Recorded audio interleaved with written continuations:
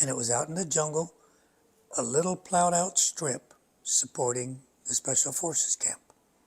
Loaded them up, I took off, and I couldn't get enough airspeed. It was so heavy, I couldn't get enough airspeed. I lifted off almost at the end of the runway, and I was just staring into the forest, into the jungle. I thought it was all over.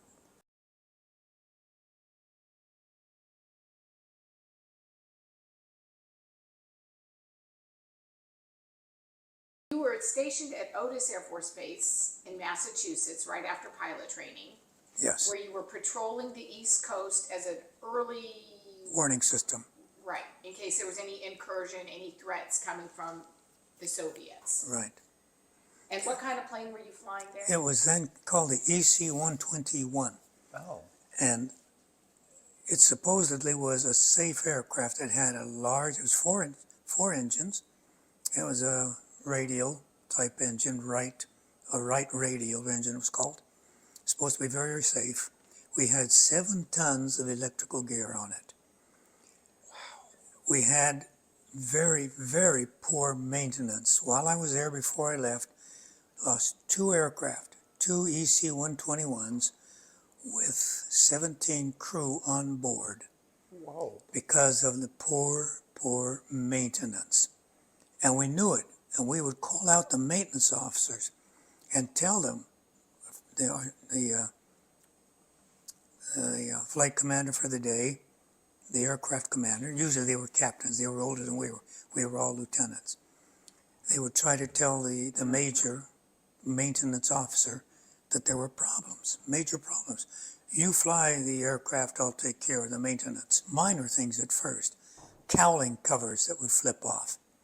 Loose panels on the aircraft. Timing on the aircraft, the engines would cough and sputter. Numbers of things. And we had to shut down. There are many times we had to shut down an engine and come home on 3. Well, that's fine. Plenty of power. But this major said, you fly the aircraft, I'll take care of the maintenance. Well, with that kind of maintenance, we lost 2 aircraft with 17 men on board. At that point, about 5 or 6 of us went down and said, we think it's safer going to Vietnam right now than staying here. So we all volunteered, a whole bunch of us. And the orders came down very quickly and said, release these volunteers quickly.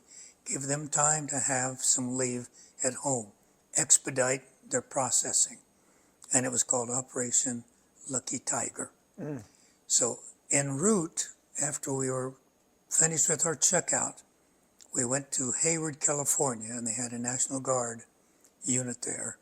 And they had some old World War II pilots teaching us how to fly.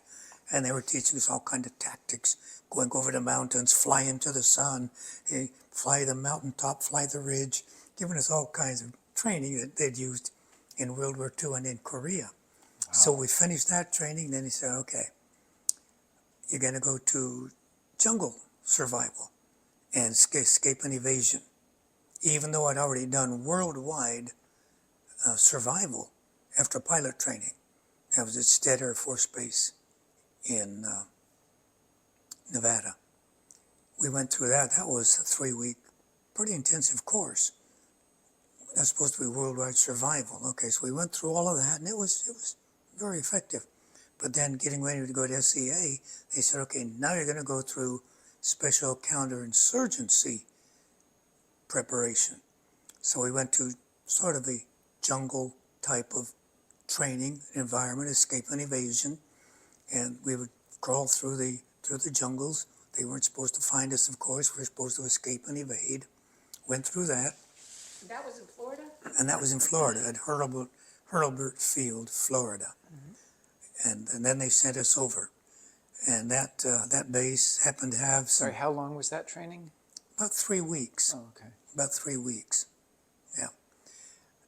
And they took us out of there in C-119s. They're called boxcars. Mm. And they were open.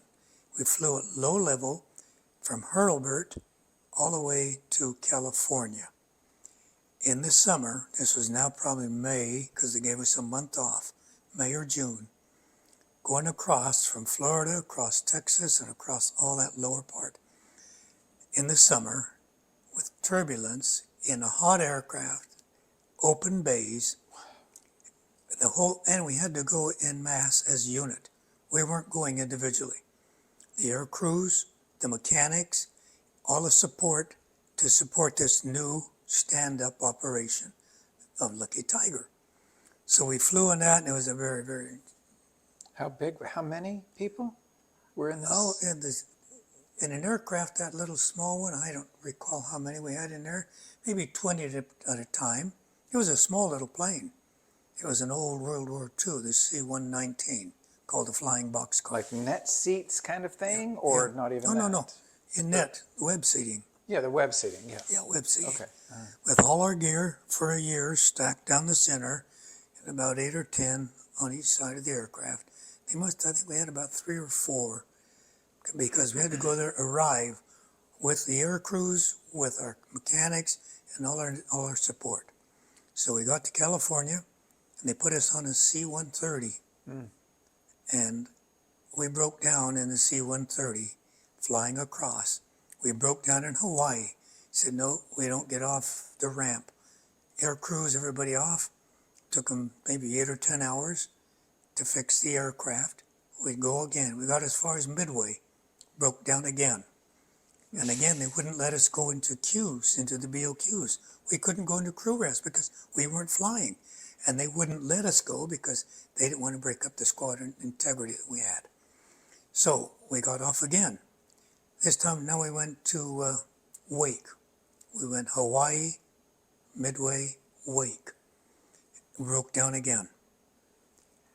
And they would not let us, well, we could just get on a ramp, wait and sit under the aircraft or wherever they were doing their work, other places. Finally, we got to Guam. And Guam, they let us get into crew rest after they broke down. Wow. They broke down again. But they let us all get into the BOQs. So we said one night, after 2.5 days, 3 days of flying, one night at Guam, we were able to get into BOQs and get some rest. Then we took off the next day, landed, and this where that classmate of mine out of pilot training, I think he was, he said, you don't know where you're going? We said, nope. It just says in here, Operation Lucky Tiger, with a lot of, I guess, what do you call it? A lot of ciphers, numbers, and so on, to get us over there. He said, well, I know where we're taking you. We're taking you wherever. We're taking you to this place called NKP. We said, okay, great. We landed there, finally, after these, I don't know how many days, probably maybe 3 or 4 days.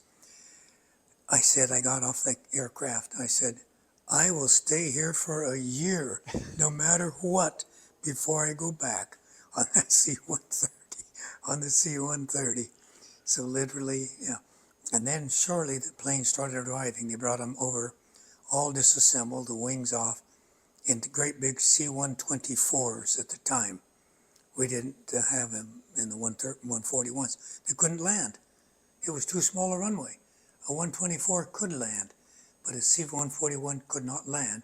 It was a pierced steel planking runway, just like a big Lego set.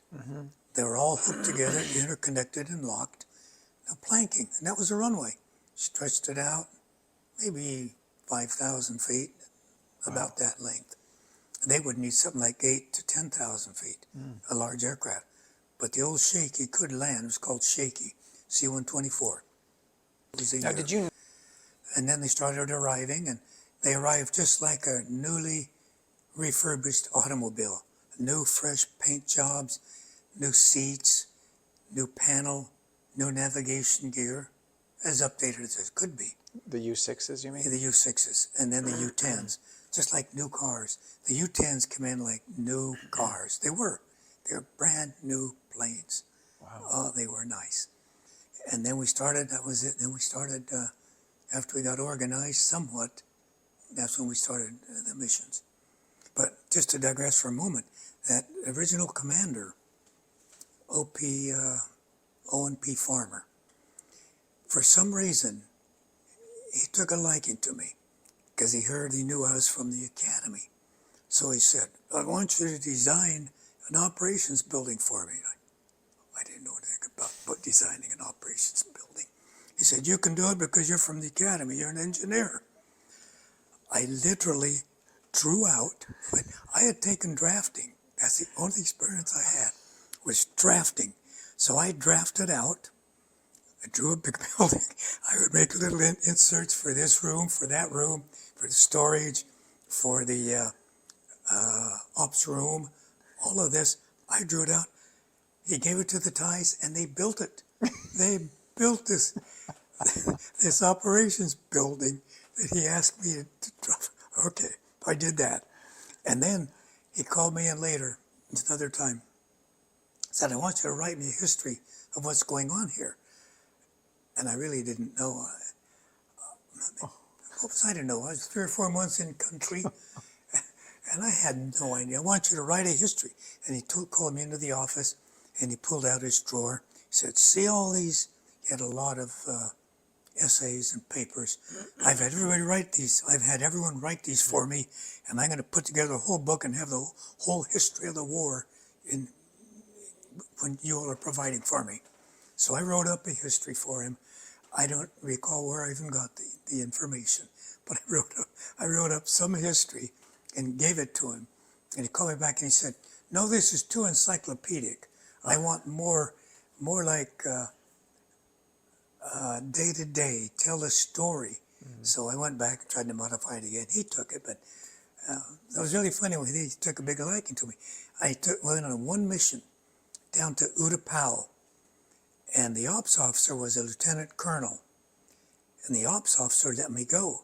An O&P farmer found out I was down there, so he got on the phone from there or on the radio, and he told him to send me back up. I don't know why what was I doing up there? Nothing exceptional. Except flying these missions. He wanted me back up.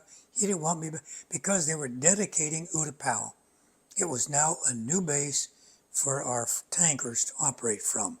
So it was a large 12,000 foot, I think some big official, might have been from the Air Force, might even been from the White House. Somebody came down there to dedicate it, open it up, and show the friendship between the Thais and the Americans. So I got to take somebody down there, and he was on the radio, on the phone, I don't know how. They had me back up there within a day and a half. Wow. Back up to NKP. So that was...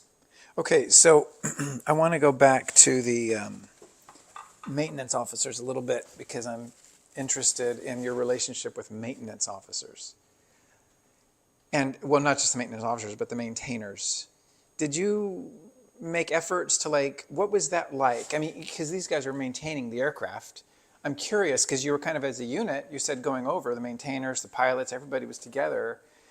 Was there a concerted effort or hey, maintainers, you're going to be working on the aircraft. Let's talk about this. Let's have a relationship, No, we really Did you try to... No, personally or get too... No, it's just that we knew them. Okay. And when we landed, they took care of it. We had a lot of confidence in them. You'd land the plane, you write it up. You say, this does this. It has some kind of noise in the engine. You don't get full power, whatever it is. We'd write it up, and they'd take care of it. So you had to trust them, and you yes, did. And we just, completely. Because these are all pretty good guys. They were all really, and they were dedicated to the mission because it was a little bit different from the mission that we had over at Otis Air Force Base in the C-121s. I mean, these are all relatively young sergeants, and I guess they must have had a maintenance officer. I don't recall what level. He was probably a captain. Can I ask you about, you described some of the hardships coming across the country in that plane, and then your plane continually breaking down as you went across the Pacific. But given the hardships that you faced as a pilot, how do those compare, or what were your relationship with the ground troops that you knew were fighting on the ground? How would you compare your hardships to their experiences? They had a lot more to deal with than we did. It was much more dangerous for them. And we really respected those guys. They were really out there on the line all the time. We just really respected them. You never lost perspective. No, I mean, you knew that, hey, this is tough, but it's nothing like compared what to those they guys were are going through. Yes. No, we really did.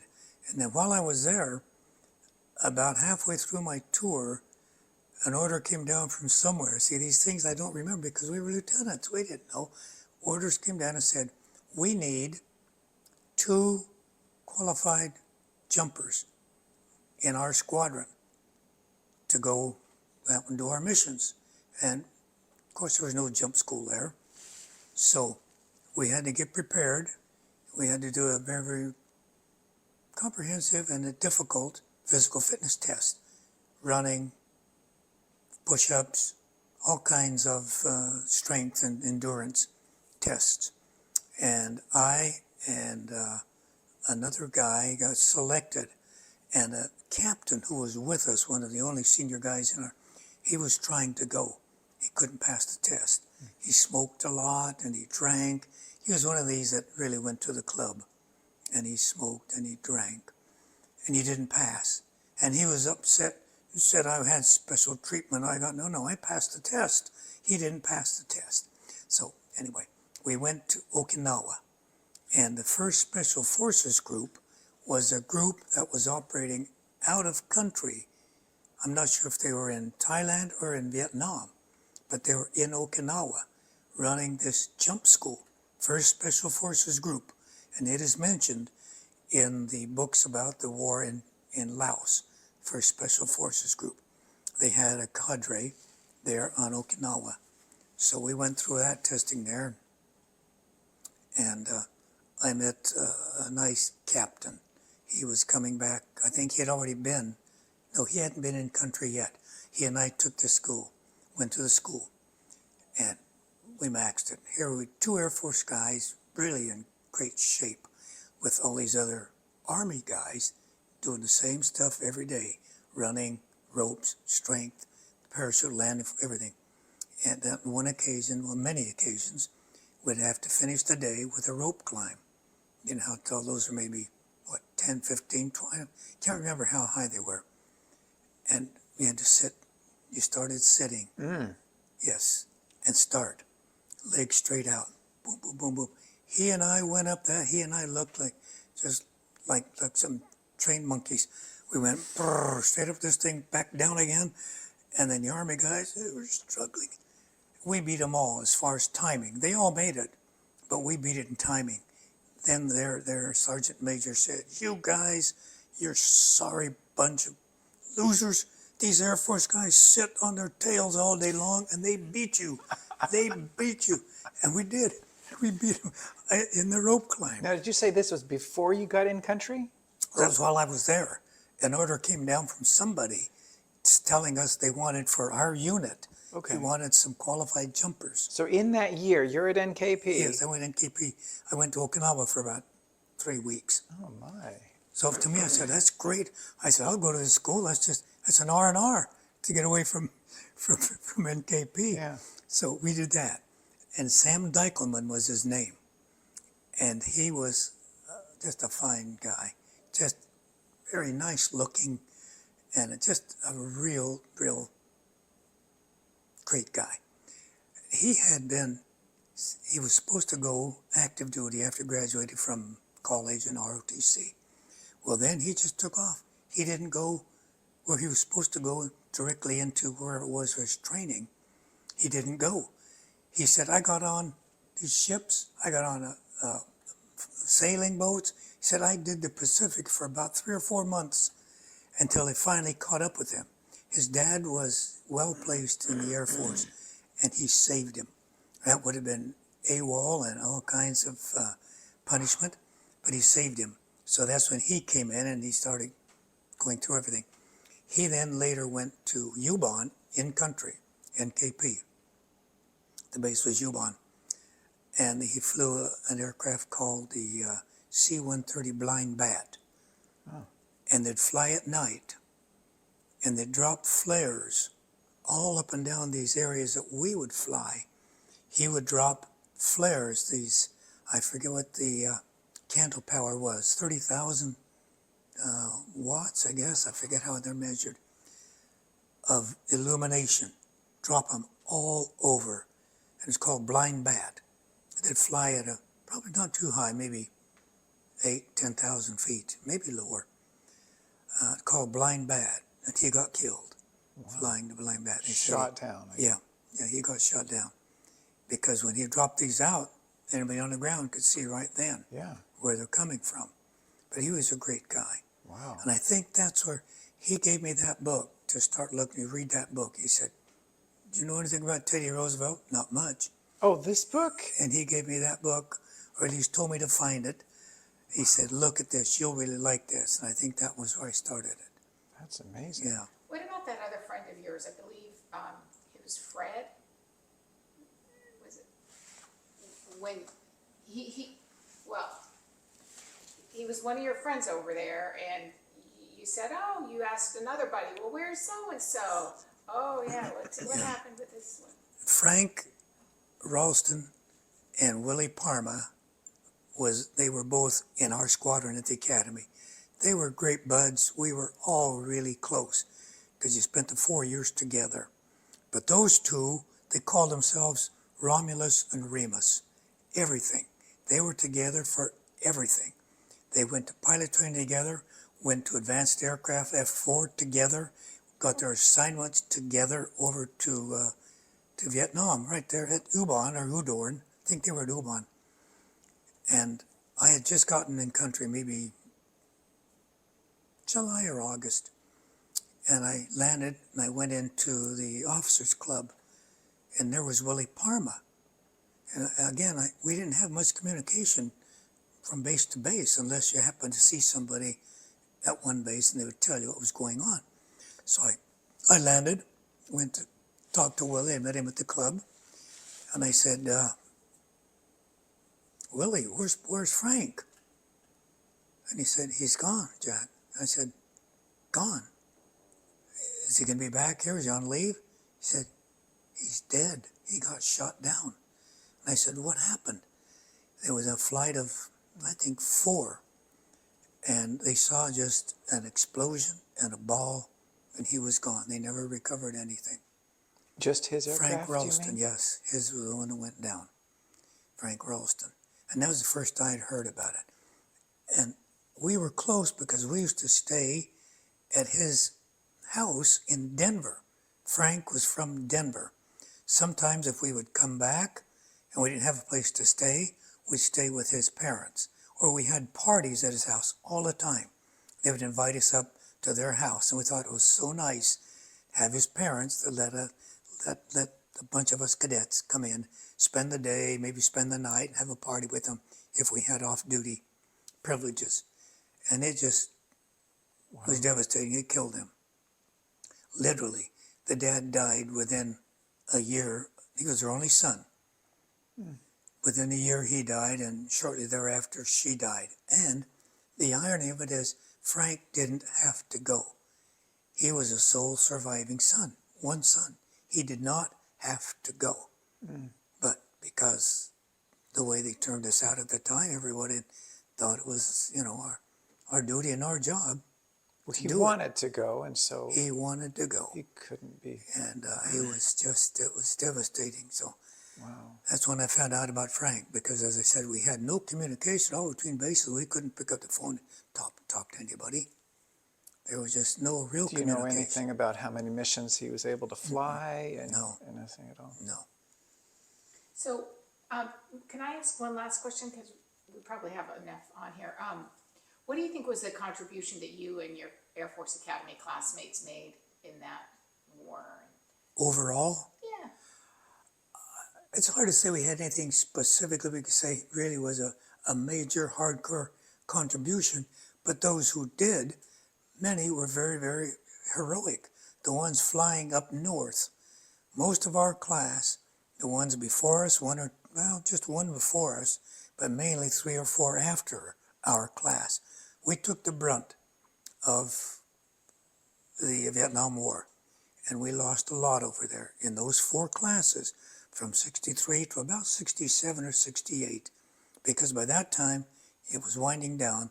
They didn't have time to get through school into pilot training and into follow-on upgrade.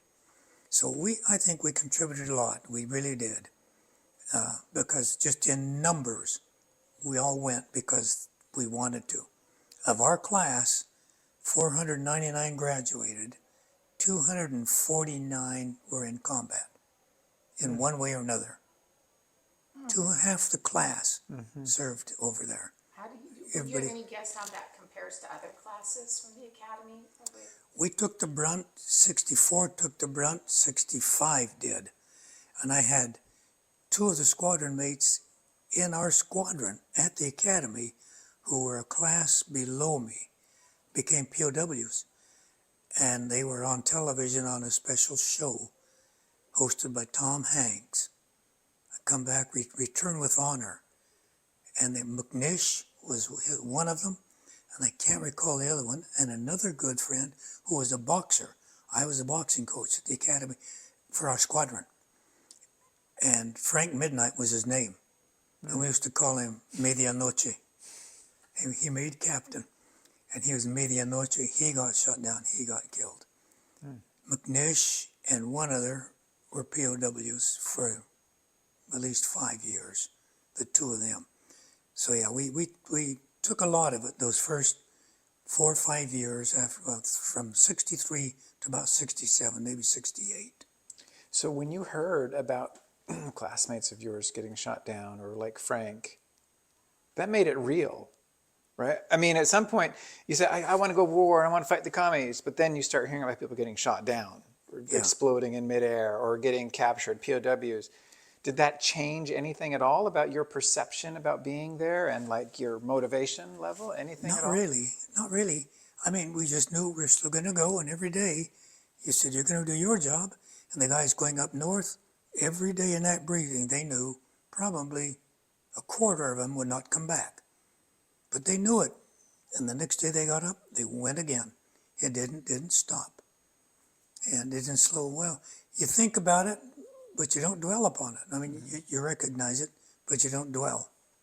You don't dwell upon it. You say, next day you go out and do your job. But it had to be something, because I think this is what makes warriors and heroes like special, is that they face it, but then they have to dig deep. You've got to do something to deal with the potential, the possibility of not coming back. That must be different than the youthful exuberance of, let's go fight. And then, oh yeah, that was cool, but now I've got to dig a little deeper. It's a little more than like, let's go fight. Now it's like, okay, I really have a duty. I think perhaps I'm going something to like do that. this because I'm serious about it, and I am willing to die for it. I think that's probably more the attitude. You don't express it, you don't say it, but I think that's probably it. Underneath or mentally you're thinking, Right. well, it won't happen to me. It won't happen. That's it. Like the time I almost went down in the forest, in the jungle. I mean, and I didn't think about it. You don't have time to think about it. You're just hoping you're just flying the plane. You don't really have time to think or to do anything and retrospectively look at things. You're just going to fly the plane and try to get out of it. And even while later on, we see other guys going down, and they never thought they'd go down either. Mm-hmm. So It just happens. yeah, but it was. Looking you back, don't want to say it, but it's adrenaline. Mm-hmm. It really is. It's adrenaline to get up and fly and go do those things. I mean, it is exciting. And later, when I was flying jets, it was the same thing. It's the exhilaration of flying. And when something went wrong, you had an in-flight emergency, there was still just the exhilaration. There was never a... You didn't really think about things because you don't have time to even think. You really don't. Shut down an engine, stop this, whatever it is, you do it. You don't even think about it, you do it. Because you don't have time to think, oh, woe is me. You react with what the training has been.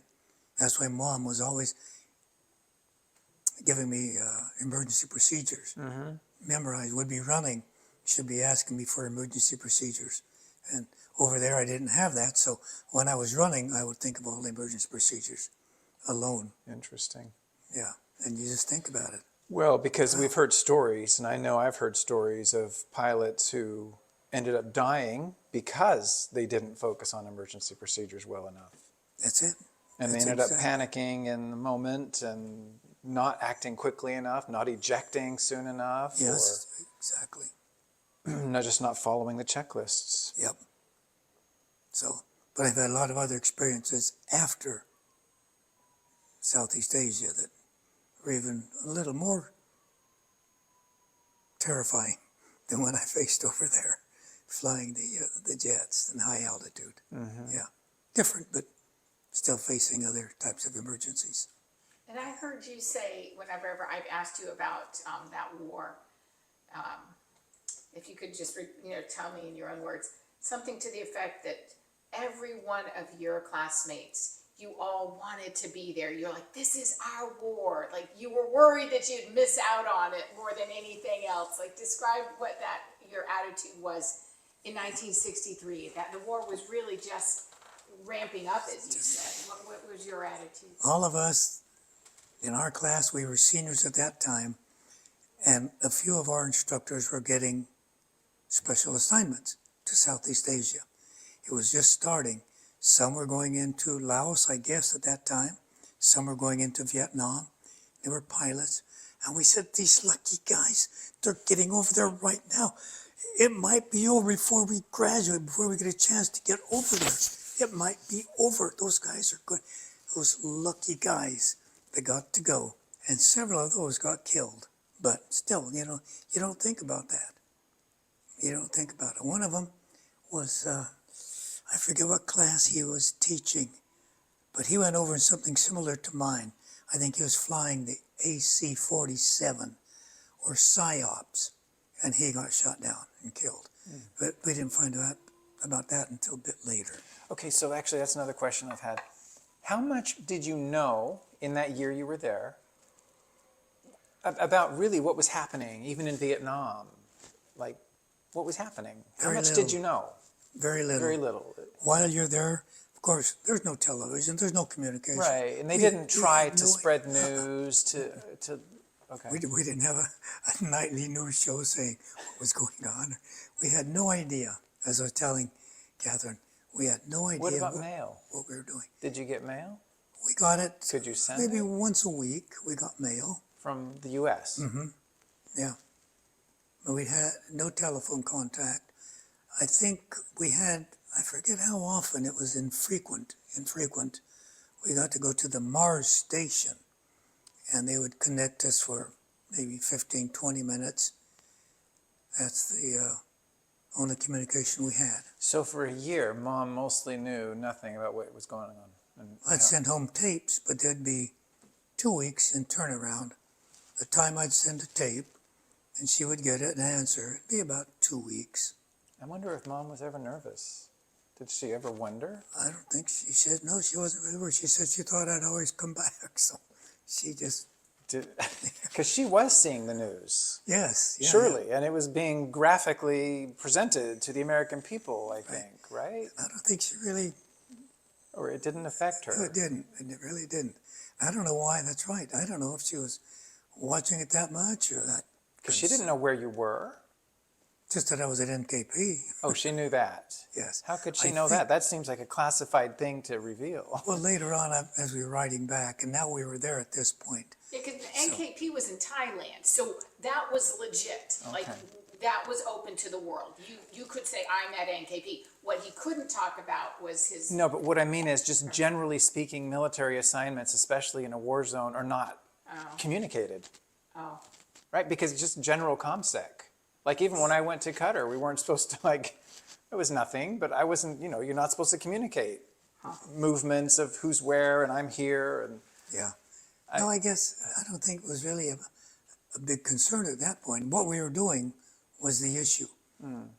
To all of the country and to even to us, we were just flying these missions here, helping the people over, maybe in Laos, or helping the Thais, or helping the Laotians.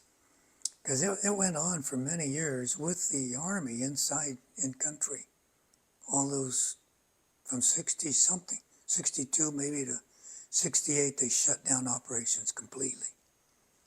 But we continued to operate until the end of the war out of NKP. But the Army, they were there for quite a while. And that war experience, from my understanding, it took a toll on a lot of marriages from your classmates and others who served.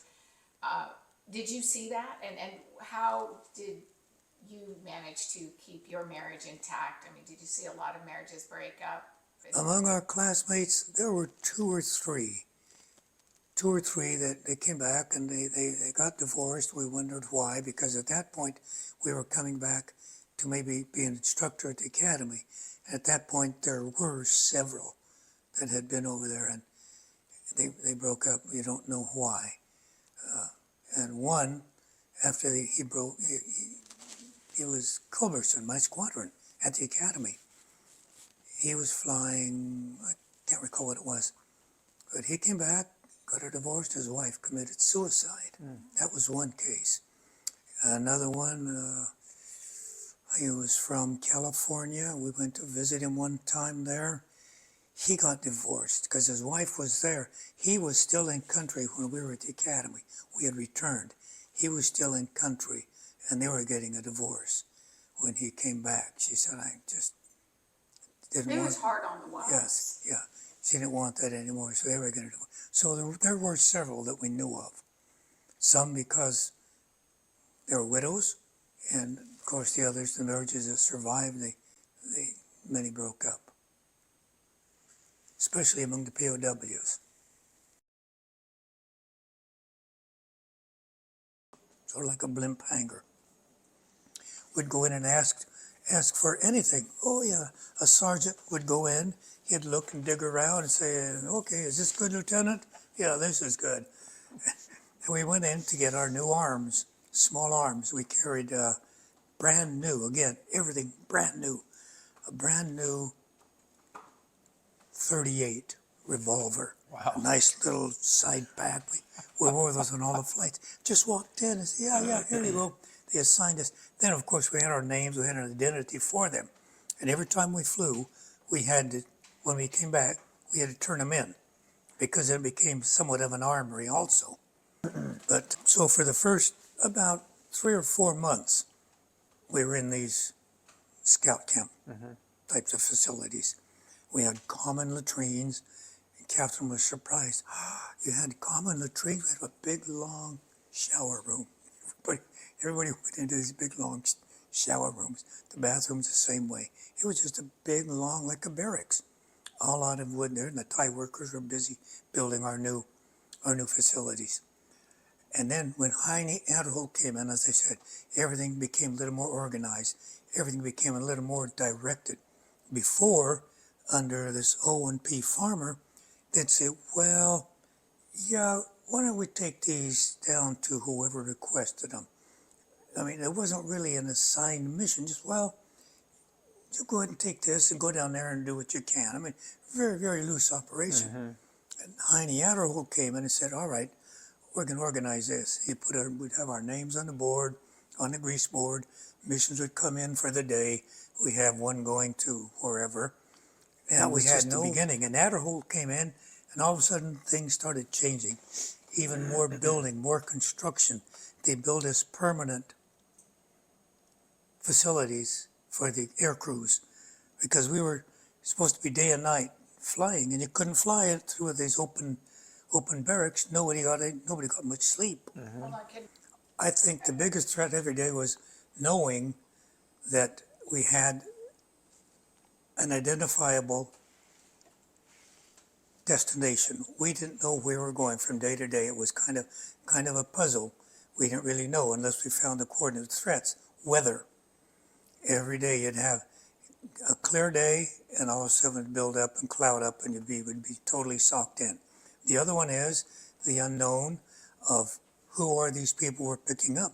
Sometimes we didn't know who they were. We'd be meeting, was it a legitimate mission? Were we going someplace there with friendlies, or with perhaps the Laotian insurgents, or even the communists coming down, because they were infiltrating all through that area. All that area, out of North Vietnam into Laos and back into South Vietnam. So we didn't know that. Another one was flying low level. Small arms, since we weren't under missile threat, our biggest threat was small arms. Small arms would be up to about 3,500 feet was their capability. As you got closer to Ho Chi Minh, then they had anti-aircraft and a lot of heavy armament to take out the helicopters or any downed pilots or whatever. They had a greater concentration as we got farther. As we flew along the river, we had no idea if they had No idea. positions all along the Mekong. No intelligence. We had no idea, because we had nothing that we have today, the sophistication we have. You said that their reach with their small arms was 3,500 Yeah, feet. So what 35. were you flying at? We were flying, sometimes we'd fly it at 50 feet off the Mekong. 50 feet off the Mekong. Other times we'd go higher.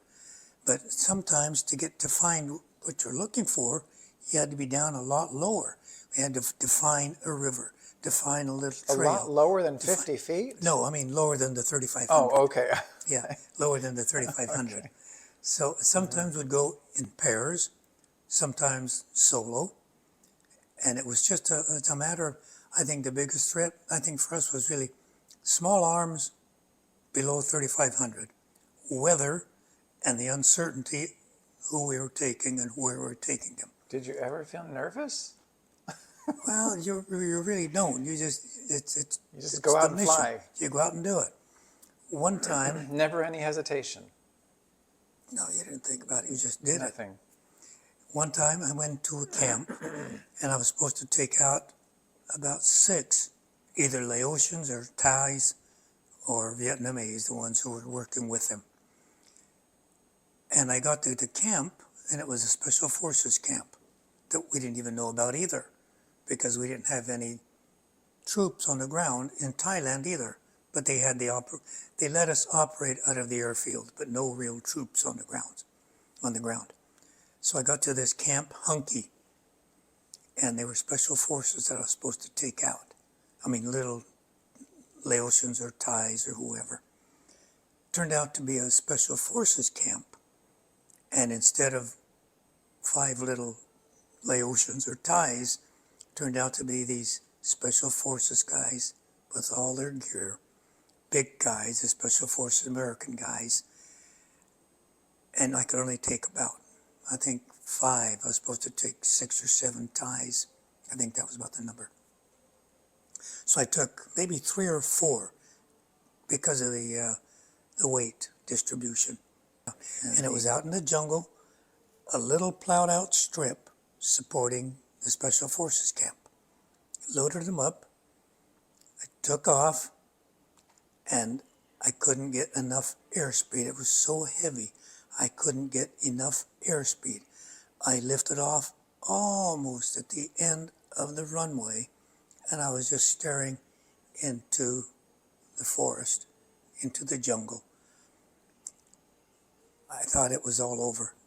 I pulled the nose as far as I could without stalling it, and ahead at the end of the runway, there was like a U cut out of the trees. Not intentionally, just happened to be a spot where the trees were stunted and not growing, and I barely made it through. I thought, once I got airborne, I could start losing the fuel, using fuel, I could do it. The guys on the ground later said we had sent out our rescue team and the fire team because we thought you had gone down, because they couldn't see me once I got through and barely through that U cut out in the trees. So that was And again, you couldn't truly- communicate back to No, anybody. No communications. No. Was that because of like communication security, ComSec, or just there wasn't the capability. on the airplane? Yeah. There weren't radios. We didn't have a real good nav system. We had radios. We could talk short range, of course, but you couldn't talk to anybody. UHF or Yes, VHF. UHF or VH. I think it was VHF. UHF. Right. Well, UHF would be more long range, Yeah. I think. So we didn't have anybody to talk to anyway. Nobody on the ground to talk to. Normally, the instructions were, go to this place, you'll see, find this, do what they want you to do, and then come back. So our only real contact and communications were when we left the base and essentially when we returned. So what did mission planning consist of? We'd go in for the morning and they said, this is your mission for today. You'd find out what the coordinates were. Essentially, it's going to be to take personnel, take people, or take maybe material or equipment, whatever it was. This will be your mission. It's going to be to these coordinates, literally coordinates. Sometimes there was a name given to the base. Mostly, no. There was nothing. There was no name. It was just, that's a base. That's a field out there, carved out very crudely out of the jungle. So we would go in, get your map, you'd find where you are, draw your coordinates, you figure out your airspeed, 110, 120, 130 knots based on your weight, how many you're carrying or how much you're carrying.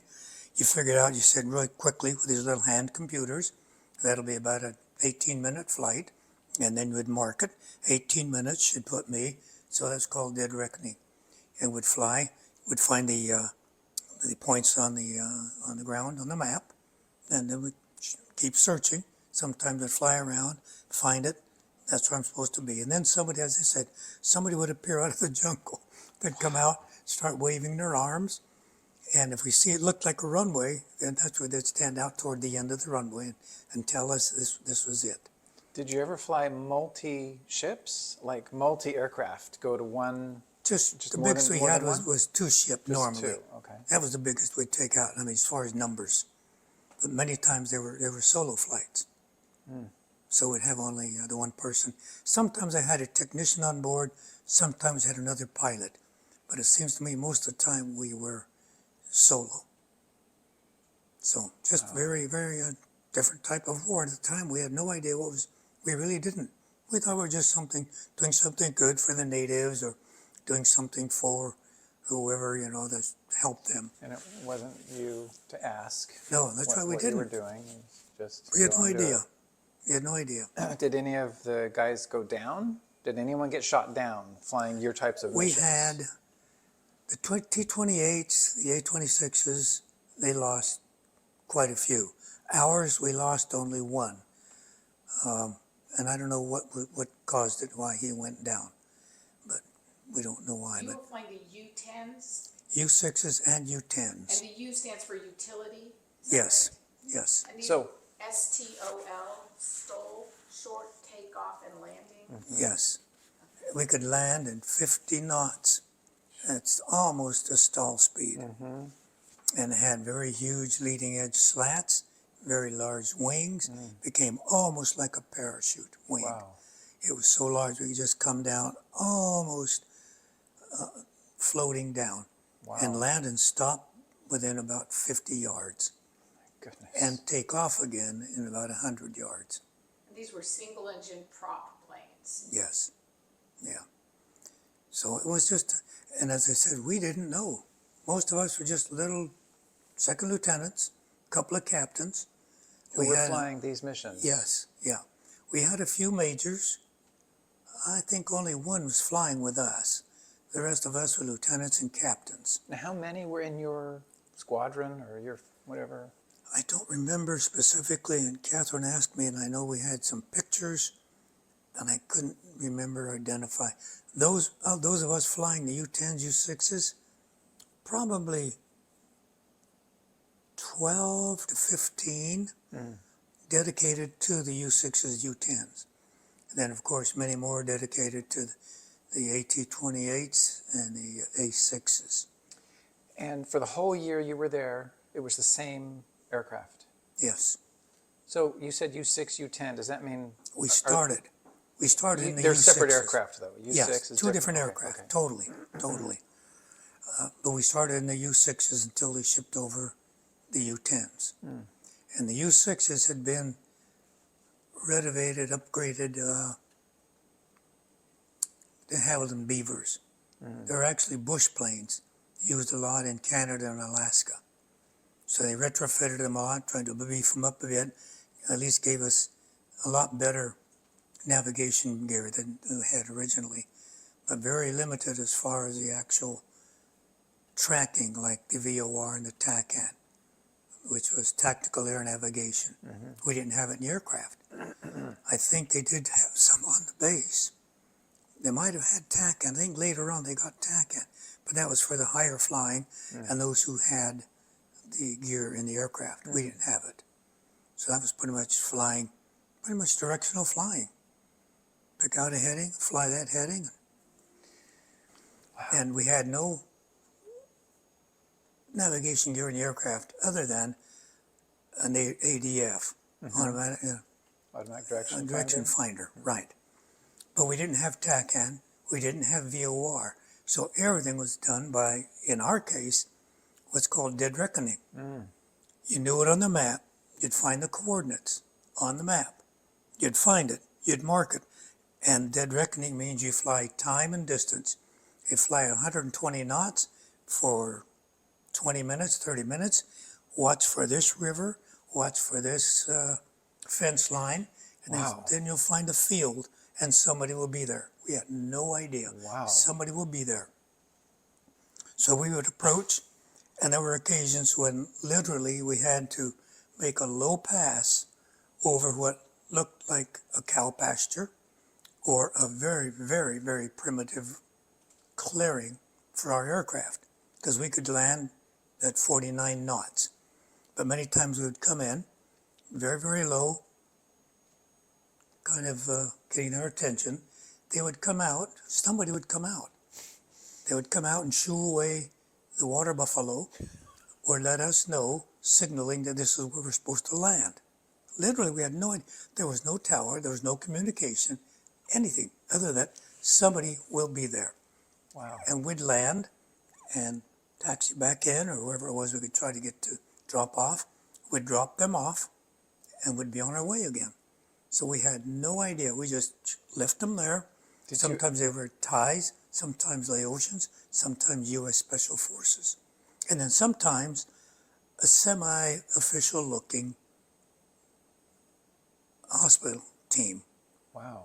So we'd take in, we thought it might be legitimate hospital corpsmen going in to help some of these, or would bring people out. Occasionally we'd bring people out. Mainly we dropped them off and left them there.